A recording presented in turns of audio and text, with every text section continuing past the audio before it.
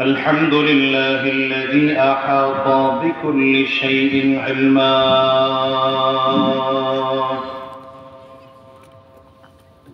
وقضى بما يريد حكمة وحكما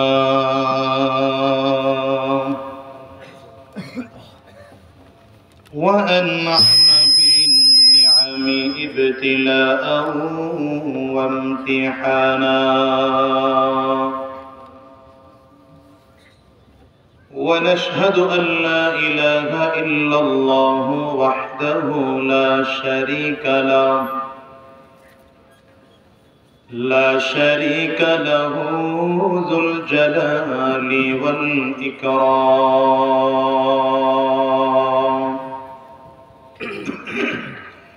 ونشهد أن محمدًا عبده ورسوله سيد وأفضل الأنام اللهم صل على محمد وعلى آله وصحبه وسلم تسليما كثيرا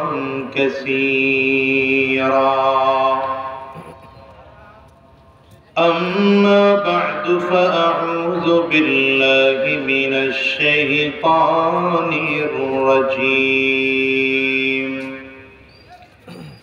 بسم الله الرحمن الرحيم والذين جاهدوا فينا لنهدينهم سبلنا وإن الله لمع المحسنين صدق الله العظيم وصدق رسوله النبي الكريم ونحن على ذلك من الشاهدين والشاكرين والحمد لله رب العالمين سبحانك لا علم لنا إلا ما علمتنا إنك أنت العليم الحكيم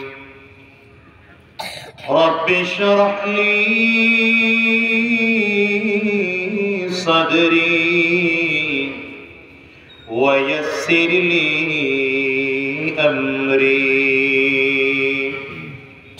واحلل عقدة من لساني يفقه قولي يا من يجيب دعاء المضطر في الظلم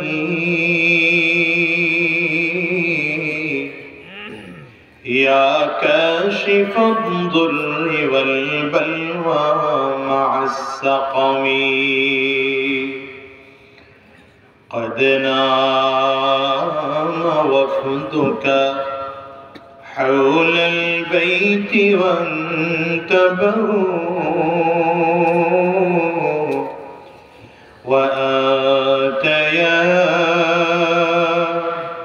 حي يا قيوم لم تنمي أدعوك ربي حزينا هائما قلقا فارحم بكائي بحق البيت والحرم لا إله إلا الله জবান খুলে আওয়াজ দিয়ে সকলে মিলে লা ইলাহা ইল্লাল্লাহ,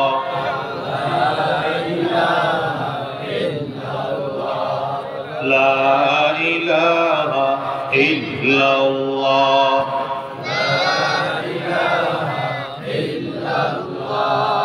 লা ইলাহা ইল্লাল্লাহ, লা ইলাহা ইল্লাল্লাহ, লা ইলাহা ইল্লাল্লাহ,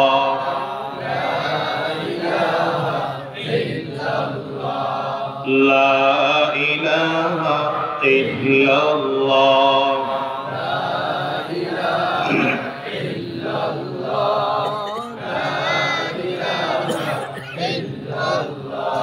লা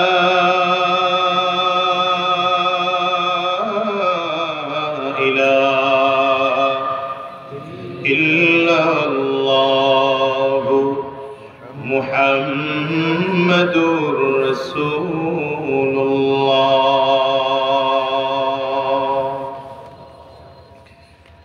দারুল উলুম ইউনুসিয়া মাদ্রাসার হাফেজ ছাত্রদের দস্তারবন্দি উপলক্ষে আজকের ওয়াজ মাহফিল হালকায় জিকিরের মুহতারাম সম্মানিত সভাপতি, সম্মানিত প্রধান অতিথি, বিশেষ অতিথি বৃন্দ, মঞ্চে উপস্থিত জাতির রাহবার, জাতির সরদার সরতাজ হযরত উলামায়ে কেরাম,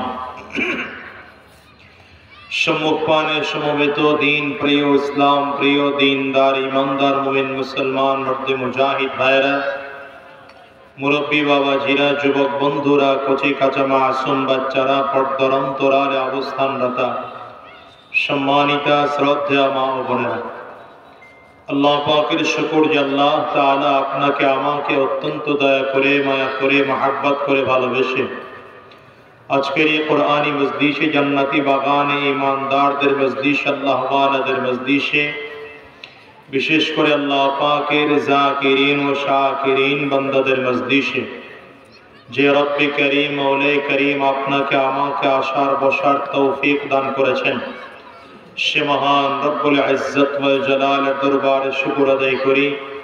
আমরা সকলেই জবান খুলে আওয়াজ দিয়ে চিৎকার করে জোরে সোরে বলি আলহামদুলিল্লাহ।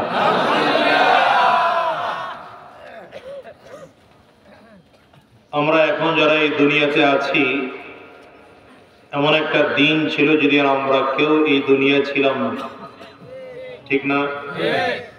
এখন আবার এই জমিনে আছি, ভবিষ্যতে আবার এমন একটা দিন চলে আসবে যেই দিন আমরা কেউ এই দুনিয়ায় থাকবো না। এর মধ্যে কি কোনো সন্দেহ আছে? আসতে বলেন কেন, জোরে বলেন। যেমন করে একদিন ছিলাম না, এর মধ্যে কোনো সন্দেহ নাই, ঠিক একদিন থাকবো না, এর মধ্যেও কোনো সন্দেহ নেই। বুঝার বিষয় হলো আল্লাহ তাআলা পাঠাইলেন কেন দুনিয়া? অল্প দিনের হায়াতের জন্য আল্লাহ তাআলা কেন পাঠাইলেন? ওদিকে রব্বে করিম যখন পৃথিবীর মানুষকে বানানোর জন্য ফেরেশতাদের সাথে পরামর্শ করলেন, তো ফেরেশতারা আল্লাহর কাছে প্রশ্ন করেছিল, আতাজআলু ফিহা মান ইউফসিদু ফিহা, যে মানুষ দুনিয়াতে গিয়ে ফিতনা ফাসাদ সৃষ্টি করবে, ঝামেলা করবে, রক্তপাত করবে, এমন মানুষ বানানোর প্রয়োজন কি? বানাবেন কেন? আল্লাহর কাছে প্রশ্ন করতেছে ফেরেশতারা। আল্লাহ তাআলা যখন ফেরেশতাদেরকে নিয়ে পরামর্শ করলেন, ইন্নী জাইলুন ফিল আরদি খলিফা, আল্লাহ তাআলা বলেন আমি জমিনে একদল প্রতিনিধি বানাতে চাই। কোনটা গুছায় বসে? অসুস্থ? আচ্ছা, অসুস্থ হলে ঠিক আছে, কষ্ট হইলে মেলে বসেন, অসুবিধা নেই। আল্লাহ তাআলা যখন ফেরেশতাদের সাথে পরামর্শ করেন, ইন্নী জাইলুন ফিল আরদি খলিফা, আমি জমিনে একদল প্রতিনিধি বানাতে চাই। ফেরেশতাদের সাথে আল্লাহ কি পরামর্শ করলেন? জমিনে একদল কি বানাতে চাই? মুখ বন্ধ করে কথা শুনতেছে, কথা বলেন না। কি বানাতে চাই? প্রতিনিধি বানাতে চাই। প্রতিনিধি কাকে বলে? প্রতিনিধি হচ্ছে আমি এখানে আসতে পারলাম না, আমার পরিবর্তে কাউকে একজন আমার স্থলাভিষিক্ত করে পাঠাইলাম। কথা বলেন। সাধারণত প্রতিনিধি বললে এটাই বোঝা যায় যে আল্লাহ তাআলা তার প্রতিনিধি দুনিয়াতে পাঠাইছেন, ঠিক না? আল্লাহ তাআলা প্রতিনিধি করে দুনিয়াতে পাঠাইছেন, তার মানে কি? তার মানে হচ্ছে আল্লাহ তাআলা যে মানব জাতিকে বানিয়েছেন, এই মানব জাতি আল্লাহর এই জমিনে আল্লাহর দ্বীনকে বাস্তবায়ন করার জন্য চেষ্টা, ফিকির আর মেহনত করবে। আমাদের সমাজের মানুষের অবস্থা এখন এমন, আল্লাহর দ্বীন জমিনে বাস্তবায়ন আছে কিনা এই নিয়ে ফিকির আমাদের কারোর মধ্যে নেই। অধিকাংশের অবস্থা এমন যে এটা নিয়ে ফিকির নাই। ফিকির হলো আমার নেতার আদর্শ কেমনে বাস্তবায়ন করা যায়। কথা হয় না তো? অধিকাংশের চিন্তা ফিকির হলো আমি ব্যক্তির আদর্শ কেমন করে বাস্তবায়ন করা যায়। এজন্য আমাদের দেশে এখন মিছিল শুরু হয়ে গেছে, অমুক ভাইয়ের আদর্শ রক্ত লাগলে আরো দেব, তবু অমুক ভাইয়ের আদর্শ বাস্তবায়ন করেই ছাড়বো। কি কথা বলেন না কেন? এটা কি আমার কাজ? এই বাজানটা একটু নাড়া দেন, নিচের দিকে না বাবা, নিচের দিকে না, আমার দিকে তাকান, এদিকে তাকান, আমার দিকে তাকায় কথা শুনেন। মাথা নিচের দিকে দেওয়া মজলিসের আদব না। মজলিসের আদব যিনি কথা বলেন তার চেহারার দিকে তাকিয়ে কথা শোনেন। তো এখন আমাদের অবস্থা হলো এমন, আমাদের অবস্থা এমন যে আমরা দুনিয়াতে আমার নেতা, আমার ব্যক্তি, আমার পীর, আমার আমির যা বলবে এই আদর্শকেই বাস্তবায়ন করতে হবে। আপনারা বলেন আমাদের কাজ কি এইটা? না, আমার কাজ হচ্ছে আল্লাহর জমিনে আল্লাহর কোরআন বাস্তবায়নের জন্য চেষ্টা করা, ঠিক না? এই জন্য আমি মাঝে মাঝে বলি যে আমি আমার পীরকে ততক্ষণ মানি যতক্ষণ আমার পীর দ্বীন ও ইসলামের পক্ষে কথা বলবেন, কোরআন ও সুন্নাহর পক্ষে কথা বলবেন। যখন আমার পীর দ্বীন ও ইসলাম কোরআনের পক্ষে কথা বলবেন না, আমি আমার পীর মানি না। আসতে বলেন কেন, জোরে বলেন। আমি আমার আমিরকে মানি ততক্ষণ যতক্ষণ সে দ্বীন ও ইসলামের পক্ষে কথা বলবেন। যখন আমার আমির ঈমান ও ইসলাম আর কোরআনের বিপক্ষে কথা বলবে, আমি আর আমারকে কথা বলে না, আমি আর আমিরকে, আমি আমার নেতাকে ততক্ষণ মানি যতক্ষণ নেতা দ্বীন ও ইসলামের পক্ষে কথা বলবে। যখন আমার নেতা দ্বীনের পক্ষে, ইসলামের পক্ষে, কোরআনের পক্ষে কথা বলবে না, তখন আমি আমার রাজনৈতিক নেতাকেও মানি না। কি কথা বলে না? এটাই হওয়া উচিত। কিন্তু আমরা এখন করে ফেলছি উল্টা। দেখেন না পরিস্থিতি এমন, আজ এমন পরিস্থিতি হয়ে গেছে, এতদিন ছিল এক নেতার আদর্শ বাস্তবায়নের স্লোগান, এখন আবার আরেক নেতার আদর্শ বাস্তবায়নের স্লোগান চলতেছে। আরে এগুলো সব বাদ দাও না, বাদ দিয়ে এখন থেকে আদর্শ বাস্তবায়ন করতে চাও তো নবী মুহাম্মদুর রাসূলুল্লাহ আদর্শ জমিনে বাস্তবায়ন করার জন্য চেষ্টা, ফিকির আর মেহনত করো। আদর্শ বাস্তবায়ন করতে চাও তো কোরআনের আদর্শ বাস্তবায়ন করার জন্য মেহনত করো। আদর্শ বাস্তবায়ন করতে চাও তো মদিনার আদর্শ বাস্তবায়ন করার জন্য চেষ্টা, ফিকির আর মেহনত করো। আপনাদের ঠিকের আওয়াজে খুব একটা ভালো মনে হয় না, জোরে আওয়াজ দিয়ে চিল্লায় বলেন ঠিক না বেটি? আল্লাহ তাআলা যখন এই প্রতিনিধি বানানোর ফিকির করলেন, ফেরেশতারা আল্লাহর কাছে ডেকে বলছে, আল্লাহ মানুষ বানাবেন কেন, প্রতিনিধি বানাবেন কেন যারা দুনিয়াতে গিয়ে ফিতনা করবে, ফাসাদ করবে, ঝামেলা করবে, রক্তপাত করবে? আল্লাহ তাআলা সোজা উত্তর দিয়েছিলেন, ইন্নী আ'লামু মা লা তা'লামুন, আমি আল্লাহ যা জানি তোমরা তার ধারে কাছেও জানো না। অথবা অর্থ করলে এমন করা যায়, আল্লাহ বলেন তোমরা যা জানো না তার থেকে আমি আল্লাহ অনেক অনেক বেশি জানি। অথবা এভাবে অর্থ করা যায়, আল্লাহ বুঝাইতে চান ইন্নী আ'লামু আমি আল্লাহ যেই বিষয়ে মহাজ্ঞানী সেই বিষয়ে তোমরা মোটেও জানো না। ঠিক না? এই জন্য আল্লাহ তাআলা মানব জাতিকে বানাইছেন। মানব জাতিকে বানানোর উপরে আল্লাহ তাআলা এত চমৎকার করে জমিনে সৃষ্টি করলেন। দেখেন, আপনার আমার পাহাড়ার জন্য 2 শিফটে 70,000 করে 1,40,000 ফেরেশতা প্রতিদিন আপনার আমার জন্য আল্লাহ নিয়োগ দিয়ে রাখছেন। সুবহানাল্লাহ, পাওয়ার জোরে হয় না। 2 শিফটে কত হাজার? 1,40,000। আরে কথা কয় না তো এরা। 1,40,000 2 শিফটে। 1 শিফটে 70,000 ফেরেশতা আপনার আমার পাহারার জন্য আল্লাহ নির্ধারণ করছেন। আপনাকে আমাকে একা বানানো নেই। আমরা এখন তো আমাদের দেশের নেতারা বডিগার্ড নিয়ে চলে, কি কথা হয় না কেন? তার চিন্তা চেতনা হলো বডিগার্ড থাকলে আমার শক্তি ভালো থাকে, গানম্যান থাকলে আমার শক্তি ভালো থাকে। আরে তুমি কি গানম্যান নিয়ে চলবা? আল্লাহ তাআলা তোমার জন্য 70,000 ফেরেশতা পাহারাদার রাখছেন। কি মনে হয় আপনার কাছে? ডাইল ভাত মনে হইতেছে না? মাগনা পাইছেন তো, পাহারাদার মাগনা পাইছেন তো, এই জন্য ডাইল ভাত মনে হয়। যাকে দুনিয়ায় গানম্যান রাখলেন, এর আপনি কত দিলেন বেতন? হ্যাঁ, 40-50 হাজার টাকা বেতন দিয়ে এরপরে রাখছেন। আল্লাহ তাআলা আপনাকে যে ফ্রি গানম্যান দিলেন, ফ্রি পাহারা দিলেন, বডিগার্ড দিলেন, তার জন্য আপনার পরিকল্পনা কি বলেন? কত হাজার? 1,40,000 ভুলে গেছে। কত হাজার? 70,000 এক শিফটে। 2 শিফটে কত? আল্লাহু আকবার। আওয়াজ দিয়ে চিল্লায় বলেন, আরো জোরে বলেন। 1 শিফটের ফেরেশতারা সকালবেলা ফজরের নামাজের সময় আসে। কোন সময়? ফজরের নামাজের সময়, নামাজের আগ মুহূর্তে। সারাদিন এরা মানুষের পাহারা দেয় সন্ধ্যা পর্যন্ত। কোন পর্যন্ত? যখন সূর্য ডুবার সময় হয়, এই দল চলে যায়, আবার আরেক দল ফেরেশতারা আসে।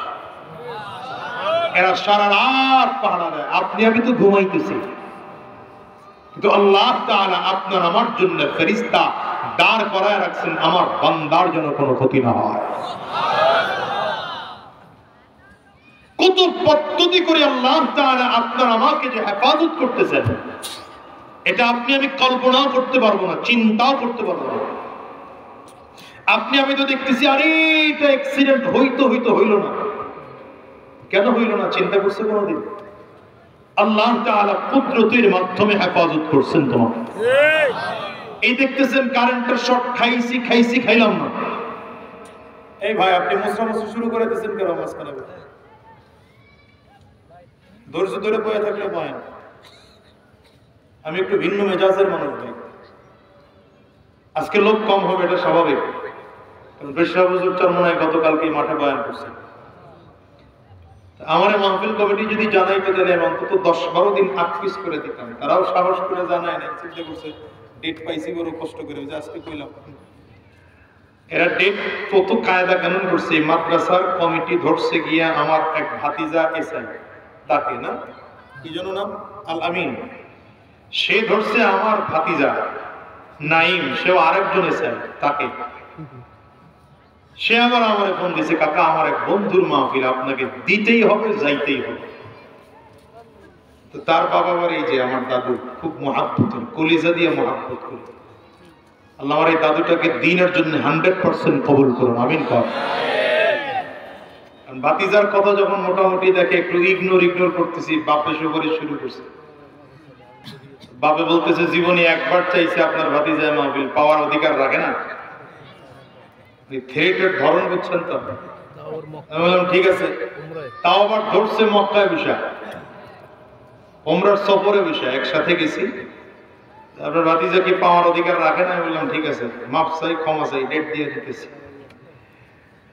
তো যদি জানতাম যে গতকালকে হযরত পীর সাহেব হুজুর চরমনা এখানে আসছেন, তাইলে আমি ডেটটা একটু আগপিস করে দিতাম, তাইলে আপনাদের জন্য সুবিধা হতো। আজকে আসার সময় অনেকেই বলছেন হুজুর গতকালকে এখান থেকে আমরা 2টা 2:30টায় গেছি, বাসায় বসতে বসতে অনেকে কষ্ট হয়েছে, আবার আজকে আসা আরেক কষ্ট। বুঝি আমি এটা। সম্ভবত 4-5 বছর আগে একবার আসছিলাম বাদ মাগরিব এই ময়দানে। জি জি না জি, তখনও তো পুরো মাঠ ভরা হয়েছিল। তো যাও, এই জন্যই মন খারাপ নেই, মোটেও টেনশন করেন না। আমরা আবার ওই গ্রুপের লোক না যে লোক কম হইলে টেনশন কম। আমার এখানে যদি 5 জনও বসা থাকতেন, এদেরকে হিদায়াতের উদ্দেশ্যে কথা যা বলার তাই বলতেন। অবশ্য আজকের একটু ভিন্ন, কারণ পীর সাহেব চরমনার বয়ান তো মনে আপনারা সবাই শুনছেন। যারা হুজুরের বয়ান শুনছেন তাদের আজকে অন্তত বয়ান শোনার ক্ষুধা নাই, ঠিক না? যা হোক, তবুও মাহফিল যেহেতু হচ্ছে, আমাদের বাংলাদেশের মানুষের কপাল ভালো। ভালো কি জানেন? বাংলাদেশের মানুষ আলেমদেরকে খুব সহজে পায়। এত সহজে পৃথিবীর কোন দেশের মানুষ আলেমদেরকে পায় না। বুঝতেছেন কথা? আমি এবার মদিনাতে গিয়ে মদিনার ইমাম সাহেবের সাথে দেখা করলাম। অনেক কষ্ট হলো আমার, অনেক কষ্ট হলো। বাংলাদেশ থেকে আগে যোগাযোগ করেছি, সেখানে রেস্ট্রিকশন আছে। আমি আমার সাথে সর্বোচ্চ 1 জন, তার বেশি নিতে পারবো না। মদিনা মসজিদে নববীর ইমাম বড় কষ্ট করে দেখা।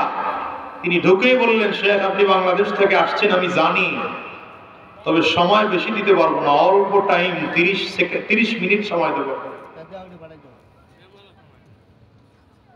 আমাদের বাংলাদেশের মানুষ তো আলেমদেরকে সহজে পায়, এজন্য গুরুত্ব কম।